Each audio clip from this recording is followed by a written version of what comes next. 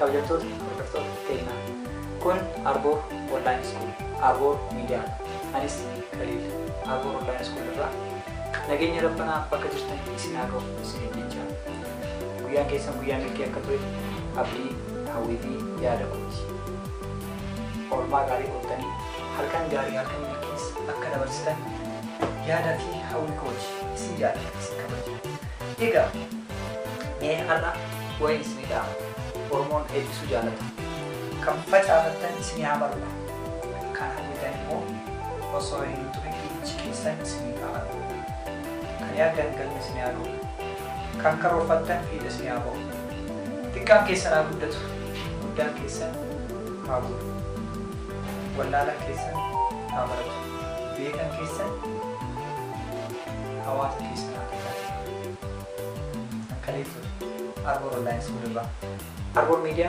cinaa dhaabbachuudhaan deeggaruun qooda keenya.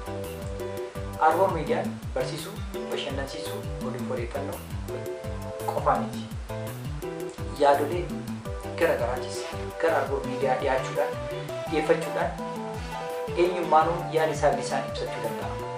Kun miidiyaa walabaa miidiyaa keessa Arboor Online School cinaa waan taataniif isin galatoomfadha. Gara TikTok Arboor Online School deemuudhaan achumaan TikTok isaatillee follow godhachuu hin irraanfatinaa. Shares waliif taasisaa. Follow godhachuuf share taasisuu qofaan barnoota hedduutu achirratti argama. TikTok Arboor Online School irra seenuudhaan barnoota hedduu irraa argachuu dandeenya. Barnoonni Arboor Online School irratti argannu tokko lama jennee lakkoofnee fixuu dandeenya. Viidiyoowwan hedduun Arboor Online School nuuf maxxanse viidiyoolee leenjis ta'e viidiyoolee dabalataa hedduutu jira. Hundi keenyayyuu deemuudhaan Arboor Online School irraa baruuf barsiisuu, bashannansiisuu cinatti yaadolee ijaarsaa hedduun qabatee yeroo hundaa asirratti nuuf maxxansa. TikTok Arboor Online School akkasumas YouTube isaatillee achuma TikTok jalatti arganna jechuudha. Iddoo isii gurraatti TikTok jalatti mul'atu kana cuqaasuudhaan mallattoo YouTube ta'e kana cuqaasuudhaan YouTube Arboor Online School kallattumaan argachuu dandeenya. Egaa bommoko waan qabnuun waliin qabnaa waliin jirra waliif jirra. Wal cinaa dhaabbannee walaa gargaaruun hawwii yaada fi dhaamsa kooti. Arboor Online School kan keessanii mana nama biraatiin jechuudha. Mana dhuunfaa keessanii. TikTok Arboor Online School akkasuma YouTube Arboor Online School akkasumas gama Facebookaatiinis akka dhuunfaatti argachuu dandeessu. Soonaaf tokkicha gurguraa jettanii Facebook irratti yoo nama barbaaddan an Khaliilis jira isin jira jechuudha. Yeroo hedduu Arboor Online School irratti viidiyoowwan inni maxxansu ni hordofna anis ni hordofna. Viidiyoowwan inni maxxansu gama YouTubetiin maxxansu keessaa viidiyoowwan tarreewwan kanneen keessatti argannu keessaa viidiyoowwan barsiisuu, bashannansiisuu akkasumas immoo muuxannoo hojii garaagaraa carraa hojii biyya keessaatii fi biyya alaa carraa hojii mana keenya ta'ee hojjechuu dandeenya. Hojiilee onlaayinaa akkasumas carraa hojiilee hedduutu jira jechuudha viidiyoo kanarra. Namni kamiyyuu iddoo kamuu ta'ee hojjechuu yeroo barbaadutti haala salphaa ta'een Arboor Online School gara YouTubeetiinis gara TikTokiitiinis karama kamiinuu seenuudhaan haala salphaa ta'een Arboor Online School irraa baratee barsiisuus danda'a jechuudha.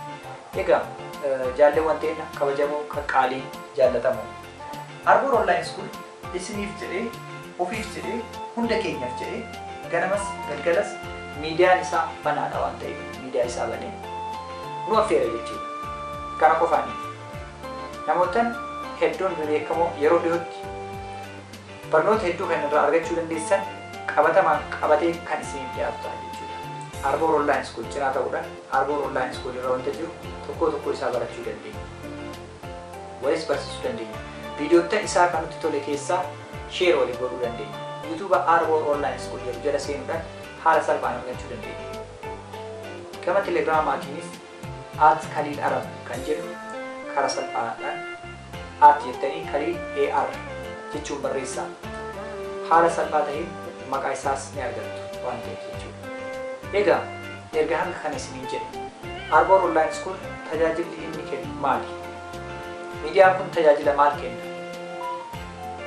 Miidiyaan kun gama YouTube'aatiin baruuf barsiisuu, bashannansiisuu cinatti namootaan qeeqa komii yaada qabanis gara ofii affeeruudhaan wanti isaan dhaamsa dabarfachuu barbaadan kennuudhaaf qophii.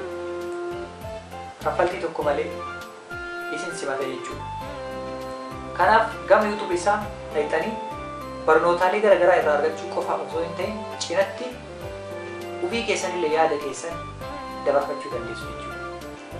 Kanaaf namni yaada fi komii kamiyyuu qabu gara Arbor Online School dhufuudhaan hojiilee dhaabbatoo qabatamaan irratti hojjechuu dandeenyu YouTube irraallee argachaa. Dabalatammoo oduu odeeffannoo biyya keessaa fi wanta ilma namaa ni tajaajila hunda isinii qabatee jiraata waan ta'eef Arbor Online School gara TikTokiitiinis mana lamaan isaa Arbor Online School lakkoofsa tokkoo fi Arbor Online School kan jedhu TikTok isaa irra dhaquudhaan follow godhadhaa. Kaffaltiilee hedduu online irraa argachuu dandeessanis carraalee hedduu isiniif maxxansee jira jiratti. Mana keessan taa'uudhaan galii dabalataa argachuu barbaadda yoo ta'e akkamitti galii dabalataa argachuu akka qabdan isiniif kaa'ee jira jechuudha. Kanaaf Arbor Online School yeroo hundaa isin waliin jira. Isinillee immoo Arbor Online School waliin ta'uudhaan deeggarsa Arbor Online Schooliif gootan follow-dhaan YouTube isaa immoo subscribe-dhaan namootaan biraatiif share godhuun waliif daddabarsuun Arbor Online School cinaa dhaabbachuu keessan asumaan nu agarsiisaa isinii jechuu barbaada. Egaa Arbor Online School maqaan Telegram isaas isa kana fakkaata. Khalil @Khalil AR isa kana hundi keessan follow godha search godhuudhaan Telegramaan argachuu dandeessu jechuudha. Arbor Online School haala salphaa kanaan argachuu dandeessu. Kana qofaa miti.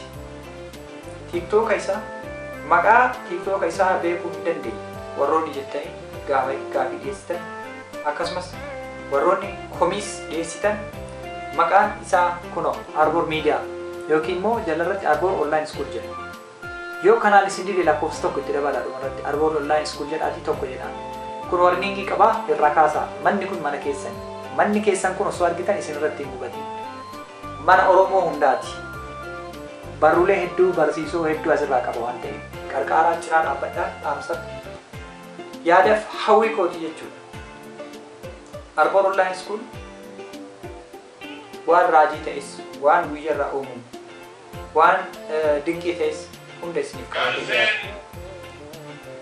Kanaaf Arbor Online School cinaa ta'uudhaan viidiyoolee akkanaan nama kolfisan viidiyoolee akkanaan sararachuu dandeessu. Galatuumaa isin jedhu. Teessoo Arbor Online School karaa salphaan yoo argachuu barbaaddan immoo guutuu teessoo isaa haala salphaa ta'ee akkaataa salphaa ta'ee guutuu teessoo Arbor Online School idduma kamiyyuu taatanii haala kamuu keessa taatanii yeroo kamittuyyuu argachuu barbaaddan Arbor Online School wanta hanga ammaa afaanin isinitti himaa ture gara fakkiitiinis kan isinitti agarsiisudha jechuudha. Egaa asitti arguu dandeenya viidiyoon kun yeroo baay'ee ni maxxana teessoo isaa guutuu kan qabate jechuudha. Viidiyoo kana qofa ilaaluudhaan teessoo isaa guutuu argachuu dandeenya jechuudha Arbor Online School. Kanaaf hordoftoota keenya kabajamoo jaalatamoo bakka jirtanitti nageenyi rabbanaa isin waliin haa ta'u. Gama keessaatiin qunnamaa Arbor Online School irraa gaafiif komii qabdan qeeqa qabdan kamiyyuu gaafadhaa. Wanta isin dhibe wanta isin hin galin wanta gaafii isinitti ta'e qofaa miti wanta komii irraa qabdanis komii dhiyeessaa. Arbor Online School yeroo hundaa isin waliin jira. Isin immootu deeggarsa Arbor Online School waliin jiraachuu keessan follow, subscribe fi share walii godhu waan nu agarsiistaniif maqaa Arbor Media fi maqaa Arbor Online Schoolitiin Khaliliis isin galateeffachuu barbaada. Namootaan hedduu keessummootaan jajjaboo hedduu yeroo dhiyootti kan qabadhee isiniif dhiyaadhu ta'a.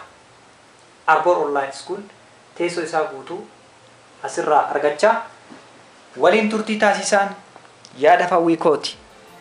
Isin jaaladha, isin kabaja, bakka jirtanitti nageenyi Rabbii isin waliin haa ta'u. Xiqqaan keessan haa guddatu, eebban eegallee eebban goolabna waan ta'eef guddaan keessan immoo galma isin haa ga'u. Kan yaaddan argadhaa, kan ariitan qabaa, kan deemtaniif qaqqabaa. Arbor Online School YouTube isaa subscribe godhaa, follow, share, like godhaa. Arbor Online School Telegram isaa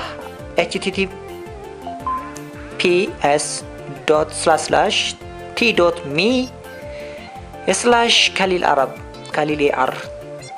Facebook isaa Soninaaf Tokkicha Bulbulaa. Akkasumas immoo TikTok isaa Arbor Online School. Email isaa barbaadan khalilarab21@gmail.com jedhaa qunnama. Galatoomaa ilma abbaa gadaa walii waan taataniif isin jaaladhaa, isin kabajaa, horaa bulaa isinin jedhaa. Manni keessan guutee alli keessan gabbina, manni keessan qananii bakka jirtanitti milkii fi durummaadhaan nuuf jiraadhaa, horaa bulaa deebanaa.